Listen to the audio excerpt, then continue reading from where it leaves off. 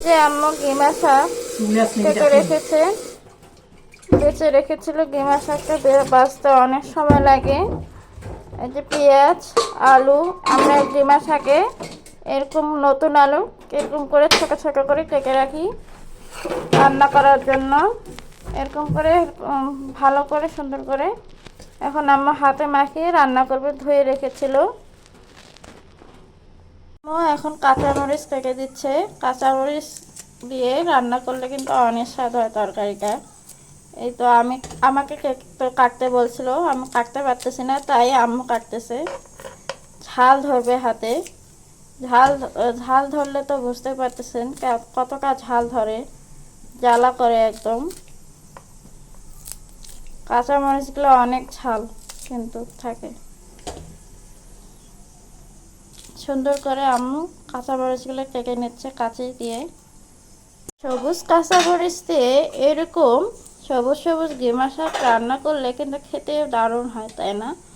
এরকম করে ভালোই লাগে খেতে। আচ্ছা, আপনারা কে কে গিমা শাক পছন্দ করেন কমেন্টে জানাবেন।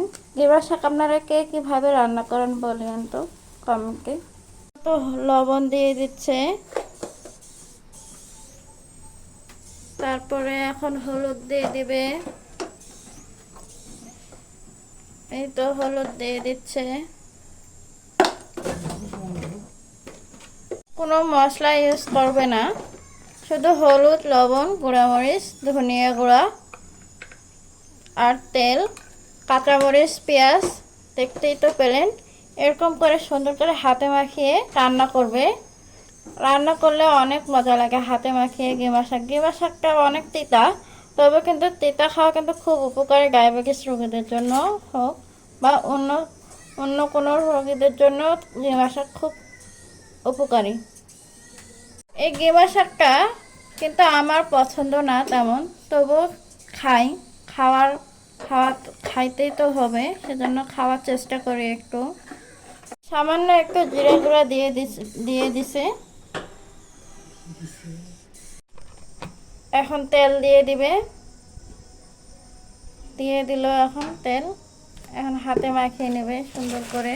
এরকম করে আম্মু সুন্দর করে হাতে মাখিয়ে নিচ্ছে। হাতে মাখিয়ে নিলে তিতা ভাবটা থাকে না।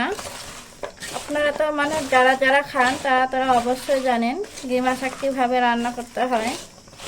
আবার কোনো কোনো অঞ্চলে খায়ও না গিমা শাকটা, বেশিরভাগ চেনেও না। সুন্দর করে হাতে মাখিয়ে নিচ্ছে। আজকে কিন্তু আমাদের গিমা শাক রেসিপি আর আলুর ভর্তা হবে। আম্মু আবার আলুটা সিদ্ধ করে রেখেছিল।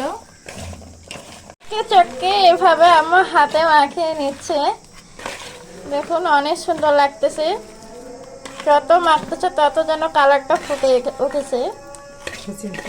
গিমা শাকটা হয়ে গিয়েছে। গিমা শাকটা হাতে মাখিয়ে যে রান্নাটা করলাম হয়ে গেছে সুন্দর। প্রেসার কুকারে রান্না করেছিলাম, খুব তাড়াতাড়ি হয়েছে।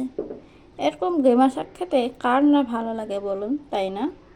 সুন্দর একটা কালার এসেছে, সুন্দর করে সিদ্ধ হয়েছে।